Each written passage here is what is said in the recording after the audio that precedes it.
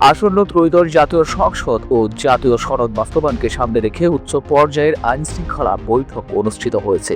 সবার নেতৃত্ব দিয়েছেন অন্তর্বর্তী সরকারের প্রধান উপদেষ্টা প্রফেসর মোহাম্মদ ইউনূস। প্রধান উপদেষ্টা বলেন, এবারের নির্বাচনকে ঘিরে দেশের মধ্যে এবং আন্তর্জাতিক পর্যবেক্ষক ও সাংবাদিকদের নজর থাকবে, তাই সবার দায়িত্ব আরও বেশি গুরুত্ব বহন করবে। সবাই নির্বাচনে অংশ নেওয়া রাজনৈতিক দলের পরিস্থিতি, মনোভাব এবং পারস্পরিক সৌহার্দ্য বজায় রাখার উপর গুরুত্বারোপ করা হয়। প্রধান উপদেষ্টা বলেন, ধাপে ধাপে পরীক্ষা শুরু হয়েছে এবং 12 ফেব্রুয়ারি নির্বাচন হবে চূড়ান্ত ধাপ।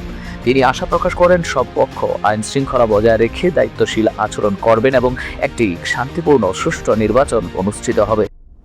প্রধান উপদেষ্টা মোহাম্মদ ইউনূস বলেন, এই নির্বাচন হবে দেশের জন্য একটি বড় চ্যালেঞ্জ, যা সঠিকভাবে সম্পন্ন হলে ভবিষ্যতের নির্বাচনের জন্য আদর্শ স্থাপন হবে।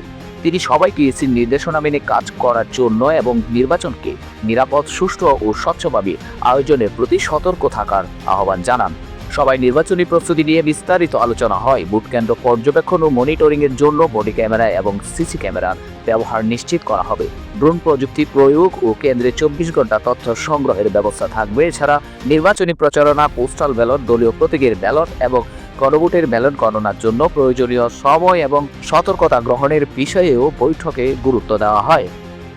আইনশৃঙ্খলা বাহিনী ভোট কেন্দ্রে যথাযথ উপস্থিত নিশ্চিত করবে। প্রিজাইডিং অফিসার ও কেন্দ্রের নিরাপত্তার দায়িত্বে আনসার বিডিবি সদস্যরা থাকবেন এবং প্রয়োজন হলে পুলিশ ও অন্যান্য সশস্ত্র বাহিনী ভোট কেন্দ্রে প্রবেশ করতে পারবে। স্বরাষ্ট্র সচিব জানান, বডি ক্যামেরা মনিটরিং টিম দ্রুত মাঠ পর্যায়ে কার্যক্রম শুরু করবে।